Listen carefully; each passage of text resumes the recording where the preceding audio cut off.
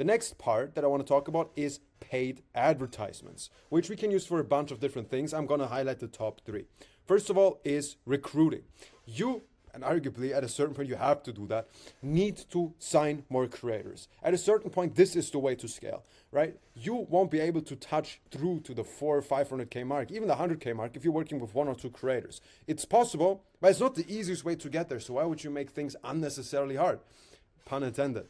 Now, in order to do meta ads, I have a whole video about that, right? How to sign creators with meta ads specifically. Let me tell you, the number one way to a consistent flow of incoming leads of creators is going to be through paid ads, because I doubt that, especially when you're making 50, 60 grand in the future, or you're already making more than that, you want to sit in front of Instagram all day sending outreach messages like, hey, we're this agency, you want to work with us? Like, that's unprofessional. That isn't scalable to that degree. So meta ads for recruiting, one of the main things you can use them for.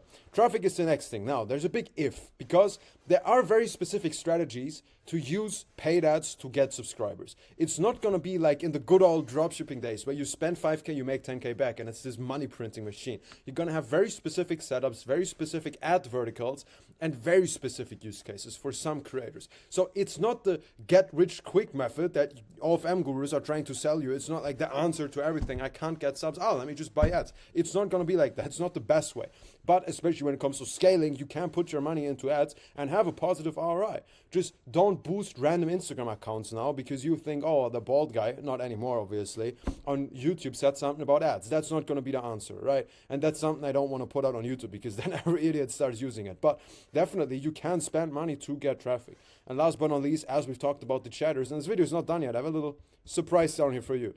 Obviously, the last thing is the hiring itself, using ads to attract professional people. And you would be amazed what type of employees you can actually sign for your agency. You can get people that worked at the top companies, Revolut, Meta, Google. You can get those people in key positions and they don't cost you that much. They don't cost 20 grand a month. They cost a couple of grand in the beginning, right? So having, for example, imagine you have someone in charge of your meta ads that worked at fucking Meta or at fucking Google, or I was in charge of setting up ad operations for companies with like 500 employees. You can imagine what type of ROI this person alone can bring into your agency. But you won't attract them with a random job post like searching for a marketing manager, $3 an hour plus 3% commission per sub. OFM agency must be flexible. Like, these people won't reply to that. They have a certain standard, and you're going to get that either through headhunters, like I said before, or through actual hiring ads, like every other company does it. So might as well professionalize a bit. Now, obviously, ads are the most complicated one out of those. From everything that I've said, right? From clothing, locations, gimmicks, I think especially just by opening Pinterest and Amazon, you're going to be able to find some pretty good things to hire. The same with Chatter, since I have like a marda of videos about hiring and about employees as a whole. But ads are obviously one of the harder things to comprehend or to find the specific settings, the specific scripts you have to use. It's a big fucking deal.